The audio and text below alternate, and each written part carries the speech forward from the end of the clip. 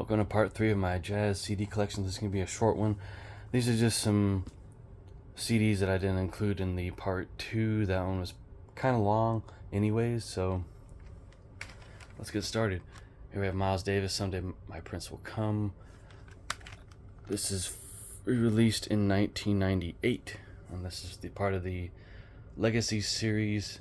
You got the bonus tracks, or of course the original album tracks. And these are pretty cool. You get the original 6i label on these, original backing that came on the record and everything. Just everything that was included in the record and more, only in, the smaller CD format. So this album features some good personnel here. So we got, of course, Miles Davis on trumpet, John Coltrane on tenor sax on tracks 1 and 5, Hank Mobley on tenor sax on track 1, 4, 7, and 8. That's hard to read. Wynton Kelly on piano, Paul Chambers on bass, Jimmy Cobb on drums on some of the tracks, and Philly Joe Jones on drums on track 7. So this album cover features Miles Davis's, wife or fiance at the time. Great iconic cover here. Gotta love it. Great relaxing traditional jazz. Just, I believe it was 4 or 5 years later, Miles started getting into, an experimental mode, and eventually that morphed into acid jazz.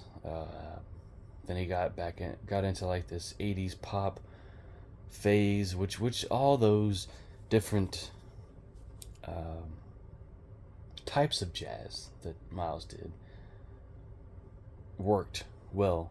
He got the right personnel at the right time to record these albums and take these albums on various tours. Just incredible artist, incredibly talented man, I must say. So yeah, there that is. John Coltrane, Giant Steps, original master recording. Ultra Disc. So this came out in the 90s. So you got the title track, Nema, some alternate takes, which was kind of rare. This does not come with the original CD case, with the little flip tray that flips up. This is on Ultra Disc 2. This is the stereo edition of the album. Just what a great one. And I bought this knowing that it didn't come with the original tray because it was cheaper than other copies. I might as well just show the booklet since I have time. You get bonus photos here, which is pretty cool. Again, it's rare for Mold Fidelity to do this. Original essay that came with the original album, I believe. What a talented man, and he died pretty young. So the personnel on here are John Coltrane, tenor sax. This was recorded in 1959 and came out in 1960. So Cedar Walton on piano, Paul Chambers on bass, Lex Humphreys on drums, Art Taylor on drums, Tommy Flanagan on piano. It's different people on different tracks. Wynton Kelly on piano on some tracks, Paul Chambers. I think Paul Chambers did bass for the whole thing. Yeah. Jimmy Cobb on drums. Just what a great album. It's a fan favorite. It was recently re-released, I believe, for the 60th anniversary of the record in different formats: MP3, FLAC, CD, record. And I got the CD copy. It has a nice fat booklet.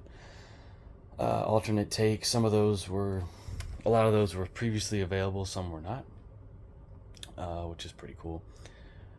So yeah, that's that. An older copy of The Real McCoy by McCoy Tyner. You have Joe Henderson, Ron Carter, and Elvin Jones. So this is like an 80s copy. I bought it to replace my Rudy Van Gelder remaster, which didn't sound that great. Sounded highly compressed, but this one sounds pretty good. So there's the album tracks there, just original album tracks. It's a BMG edition. So you got Joe Henderson on tenor sax, McCoy Tyner on piano, Ron Carter on bass, and Elvin Jones on the drums. I guess some of these tracks stand out. I mean, it's not really a big favorite of mine, but I liked what I heard on YouTube and bought it. So yeah, the real McCoy. I believe, yeah, this was released in the Blue Note classic vinyl series here recently. Some people wanted it to get a Tone Poet release, but yeah, there you go. Those releases are the vinyl classic or classic vinyl series are a little bit less expensive than the Tone Poets. Those are aimed more towards younger people that are getting into jazz, and I bought a few of them. So here is Time Out by Dave Brubeck, featuring Take 5 and Blue Rondo a la Turk. What a great album. This album really put Dave Brubeck on the spot. I believe this is his first album. If not, it's just the one that made him famous. Here's some cool session photos. This is the Legacy Edition on CD. You also get a DVD with this too. Some more old photos there. There's the DVD.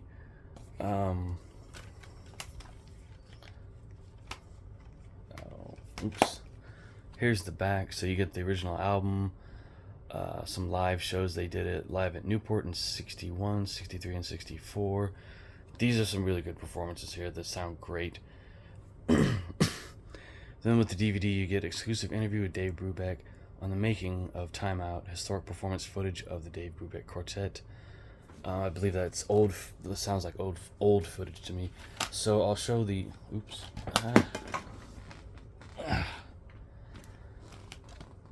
This thing's broken. Okay. So I will now show, if I can get it out, the booklet. Here's the back. This is the original essay that came with the album. I also have a Analog Productions 33 RPM edition of the album, which sounds fantastic. An essay about the album. More session photography. It's always cool to see that. Dave Brubeck with Miles Davis. Obviously, you know, he was with Columbia as well. Dave Brubeck was, so that's pretty cool. Paul Desmond and Dave Brubeck. Joe Morello and Eugene Wright. More personnel that had to, to do with the album. More session photography. Very cool to see, white and black musicians playing together at this time. More photos. A letter. I believe that's them playing live.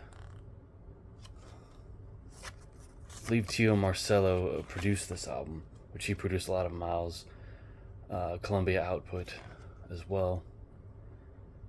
Some more credits and just songs and stuff. Song listing. Just what a great album. You can put this on and just it's relaxing, and the cover is very recognizable and iconic. So that is my jazz collection, guys. Hope you enjoyed the video. If you do, go ahead and subscribe if you want to see more of my content. Thank you for watching.